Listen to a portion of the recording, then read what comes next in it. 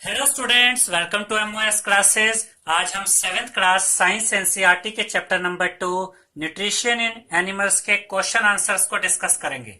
तो question number 1 में हमसे कहा गया fill in the blanks. A part देखिए, the main steps of nutrition in humans are. Humans के शरीर में, इंसानों के शरीर में न्यूट्रिशन के लिए जो मेन जो स्टेप्स होते हैं, यानी न्यूट्रिशन हासिल करने के लिए क्या क्या स्टेप्स फॉलो होते हैं बॉडी में। एक तो इंजेक्शन होता है स्टूडेंट्स। इंजेक्शन यानी कि खाने को बॉडी में डालना, जो हम मुंह के थ्रू डालते हैं। डाइजेशन, फिर वो खाना डाइजेस्ट होता है। एब्जॉर्प्शन, जब ये खाना डाइजेस्ट हो जाता है तो स्मॉल इंटेस्टाइन में ये डाइजेस्टेड खाना ब्लड में शामिल होता है, और डाइजेस्टेड खाने का ब्लड में शामिल होना क्या कहलाता है? एब्जॉर्प्शन। फिर आता है एसिमिलेशन, यानी कि वो जो ब्लड में शामिल हो गया है जो डाइजेस्टेड फूड, उसको डिफरेंट बॉडी पार्ट्स तक पहुंचाया जाता है जहां उसका यूज होता है। This is called assimilation and egestion. और जो अनडाइजेस्टेड फूड होता है, फाइनली वो हमारे शरीर से वेस्ट के रूप में बाहर निकल जाता है। तो न्यूट्रिशन के लिए जो हमारे शरीर में, ह्यूमंस के शरीर में जो स्टेप्स होते हैं वो है ingestion, digestion, absorption, assimilation and egestion. उसके बाद second point, second question, the largest gland in human body is. जो लार्जेस्ट ग्लैंड है, सबसे बड़ा ग्लैंड है हमारे शरीर में, ह्यूमन बॉडी में, वो कौन सा होता है स्टूडेंट्स? वो होता है liver. Third, the stomach releases hydrochloric acid. Stomach एक तो हाइड्रोक्लोरिक एसिड बनाता है एंड डैश, और उसके बाद क्या बनाता है? Digestive juices. डाइजेस्टिव जूसेस ये एंजाइम्स होते हैं, या इनको हम एसिड भी कह सकते हैं, जो कि खाने को डाइजेस्ट करने में मदद करते हैं। तो स्टमक में एक तो हाइड्रोक्लोरिक एसिड बनता है और डाइजेस्टिव जूसेस बनते हैं, विच एक्ट ऑन फूड, जो खाने पे अपना काम करते हैं, उनके साथ रिएक्ट करते हैं और उस खाने को डाइजेस्ट करने में मदद करते हैं। Next, the inner wall of the small intestine has many finger like outgrowths called dash, और इसका आंसर है विली। जो इनर वॉल्स होती है, जो वॉल्स होती है स्मॉल इंटेस्टाइन की स्टूडेंट्स, उसमें बहुत सारी हजारों लाखों की संख्या में फिंगर लाइक आउटग्रोथ्स होती हैं, फिंगर लाइक स्ट्रक्चर होते हैं, जिनको हम विली कहते हैं। इनका मेन काम होता है ज्यादा से ज्यादा सरफेस एरिया प्रोवाइड करवाना, ताकि ज्यादा से ज्यादा खाना डाइजेस्ट हो सके, और उसके अलावा ये डाइजेस्टेड खाने को एब्जॉर्ब करके ब्लड में भेजती है। और इसमें लास्ट पार्ट है स्टूडेंट्स, फर्स्ट क्वेश्चन का last part, amoeba digest its food in the dash. इसका आंसर है फूड वैक्यूल। जो अमीबा होता है, उसका जो फूड होता है, उसके फूड वैक्यूल में वो डाइजेस्ट होता है। सेकंड क्वेश्चन देखते हैं स्टूडेंट्स। सेकंड क्वेश्चन में हमसे कहा गया है mark T if the statement is true and F if it is false. अगर ट्रू स्टेटमेंट है तो टी मार्क करना है, फॉल्स स्टेटमेंट है तो एफ मार्क करना है। फर्स्ट स्टेटमेंट देखते हैं, digestion of starch starts in the stomach. क्या स्टार्च की डाइजेशन स्टमक में शुरू होती है? ये एक रॉन्ग स्टेटमेंट है स्टूडेंट्स, ये गलत है, क्योंकि जो स्टार्च होता है, हमारे मुंह में जो सलाइवा होता है, वो खाने में जो स्टार्च मौजूद होता है उसको शुगर में कन्वर्ट करना शुरू कर देता है हमारे मुंह में ही। इसका मतलब स्टार्च की जो डाइजेशन है वो तो मुंह में ही शुरू हो जाती है। तो ये स्टेटमेंट गलत है कि स्टार्च की डाइजेशन स्टमक में शुरू होती है। क्योंकि ये स्टेटमेंट गलत है तो हम लिखेंगे फॉल्स। सेकंड देखते हैं, the tongue helps in mixing food with saliva. जो हमारी जीभ होती है, जो हमारी टंग होती है, क्या वो खाने को सलाइवा के साथ मिक्स करने में मदद करती है? ये बिल्कुल ट्रू स्टेटमेंट है, ये बिल्कुल सही स्टेटमेंट है। तो हम यहाँ पर लिखेंगे ट्रू, क्योंकि जो टंग है वो सलाइवा को खाने के साथ मिक्स करने में मदद करती है। Next, the gall bladder temporary stores bile. जो लीवर में बाइल जूस बनता है स्टूडेंट्स, क्या वो कुछ समय के लिए गॉल ब्लैडर में सेव होता है, स्टोर होता है? ये बिल्कुल सही स्टेटमेंट है। जब बाइल जूस बनता है लीवर में तो कुछ समय के लिए वो गॉल ब्लैडर में भी स्टोर होता है। तो ये ट्रू स्टेटमेंट है, तो यहां लिखेंगे ट्रू। लास्ट पार्ट देखते हैं सेकंड क्वेश्चन का, the ruminants bring back swallowed grass into their mouth and chew it for some time. यहां कहा गया कि जो ruminants होते हैं, जो घास फूस खाने वाले जानवर है, जैसे कि गाय भैंस है, जैसे कि हम काऊ या बफेलो कह सकते हैं, जब ये खाने को निगल लेते हैं, ये घास वगैरह को निगल लेते हैं, तो वो खाना वापस इनके मुंह में आता है और ये उसे चबाते रहते हैं। ये बिल्कुल सही स्टेटमेंट है स्टूडेंट्स, क्योंकि जब ये घास को निगलते हैं तो इनके स्टमक में एक पार्ट होता है rumen, वहां पर खाना कुछ हद तक डाइजेस्ट होकर वापस इनके मुंह में आता रहता है, जिसको ये चबाते रहते हैं। तो ये स्टेटमेंट ट्रू है, तो यहां पर हम लिखेंगे ट्रू। अब हम देखेंगे क्वेश्चन नंबर 3। थर्ड क्वेश्चन में हमसे कहा गया students, tick mark the correct answer in each of the following. हमें यहाँ पर कुछ ऑप्शंस दिए गए हैं, इसमें से हमें सही आंसर चुनना है। फर्स्ट क्वेश्चन देखते हैं इसका। Fat is completely digested in the, जो फैट होता है वो पूरी तरह से डाइजेस्ट किस पार्ट में होता है? स्टमक में, माउथ में, स्मॉल इंटेस्टाइन में या लार्ज इंटेस्टाइन में? तो सही आंसर है स्टूडेंट्स स्मॉल इंटेस्टाइन। हमारा जो खाना होता है वो पूरी तरह से डाइजेस्ट कहां पर होता है? स्मॉल इंटेस्टाइन में। तो फैट भी पूरी तरह से डाइजेस्ट कहां होगा? स्मॉल इंटेस्टाइन में ही होगा। तो सही ऑप्शन है थर्ड ऑप्शन, स्मॉल इंटेस्टाइन। इसका सेकंड पार्ट देखते हैं। Water from the undigested food is absorb mainly in the, जो अनडाइजेस्टेड फूड होता है स्टूडेंट्स, जो डाइजेस्ट नहीं हो पाता, उसमें से वाटर को जो एब्जॉर्ब किया जाता है वो किस पार्ट में होता है? स्टमक में, फूड पाइप में, स्मॉल इंटेस्टाइन में या लार्ज इंटेस्टाइन में? तो इसका सही आंसर है लार्ज इंटेस्टाइन। तो यहां पर सही आंसर रहेगा फोर्थ पार्ट, यानी कि लार्ज इंटेस्टाइन। लार्ज इंटेस्टाइन में ही जो अनडाइजेस्टेड फूड होता है उसका पानी सोख लिया जाता है। इसके बाद हम देखेंगे question number 4।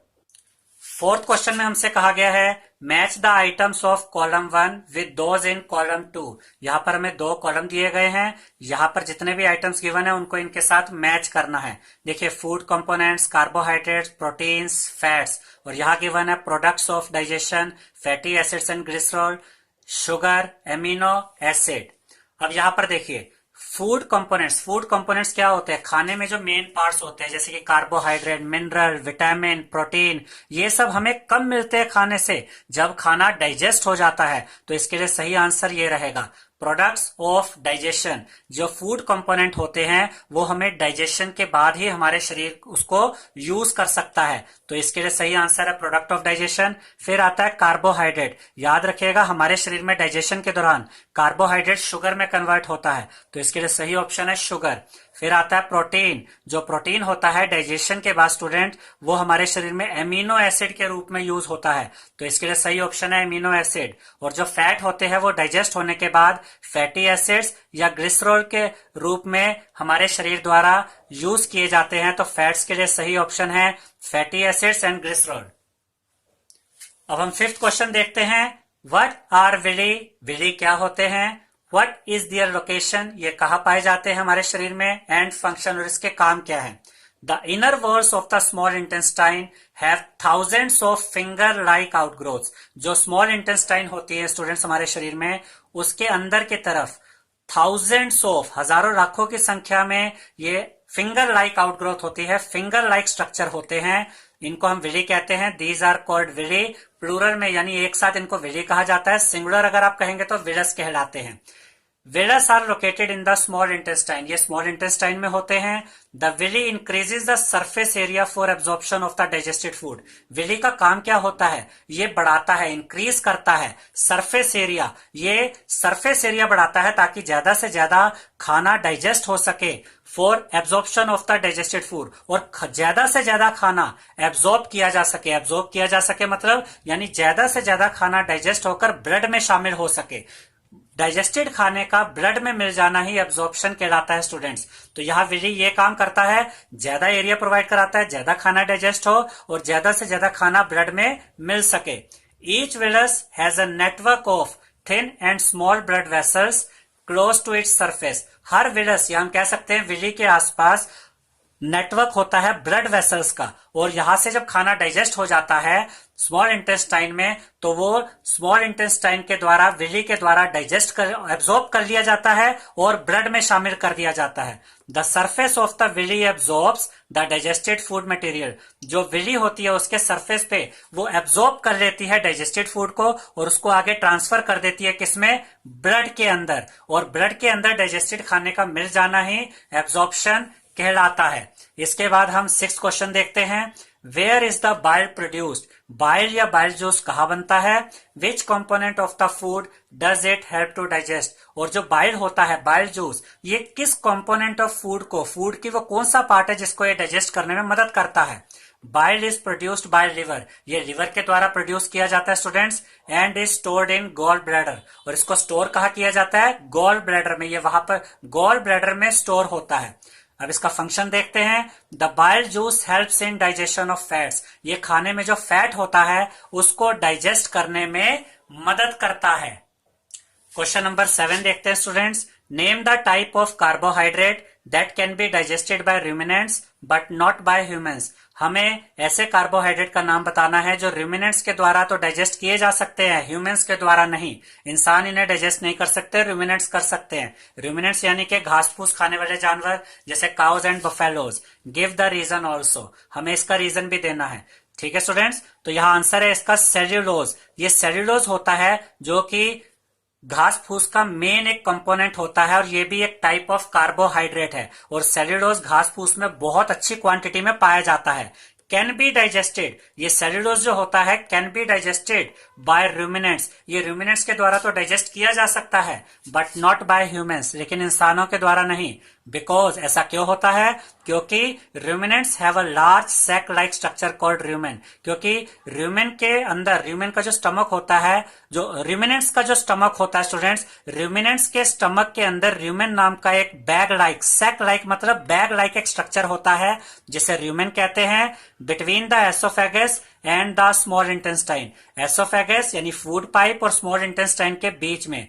The cellulose of the food is digested here, जो खाना होता है, जो सेल्यूलोज होता है वो यहाँ पर डाइजेस्ट होता है by the action of certain bacteria. कुछ बैक्टीरिया ये डाइजेशन का काम करते हैं which are not present in humans, जो कि इंसानों में नहीं होते। यानी कि जब घास फूस खाने वाले जानवर जब खाना खाते हैं, अपनी घास फूस खाते हैं, तो उसमें सेल्यूलोज होता है, ये रूमेन में जाता है। रूमेन में कुछ बैक्टीरिया होते हैं जो इसको डाइजेस्ट करते हैं और ये बैक्टीरिया इंसानों में नहीं पाए जाते। तो जो रूमिनेंट्स होते हैं स्टूडेंट्स, ये तो सेल्यूलोज यानी कि इसको, जो कार्बोहाइड्रेट है सेल्यूलोज, इसको डाइजेस्ट कर सकते हैं, लेकिन ह्यूमन बीइंग्स नहीं कर सकते।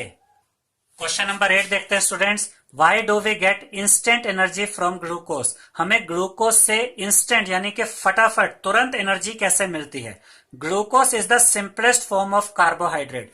स्टूडेंट्स, ग्लूकोज जो होता है वो कार्बोहाइड्रेट का सबसे सिंपलेस्ट फॉर्म है, which can be broken down easily to give energy, जो बहुत इजिली ब्रोकन डाउन यानी बहुत इजिली वो हमें एनर्जी दे सकता है। So glucose is called instant energiser, इसीलिए ग्लूकोज को इंस्टेंट एनर्जाइजर कहते हैं, यानी जल्दी एनर्जी देने वाला।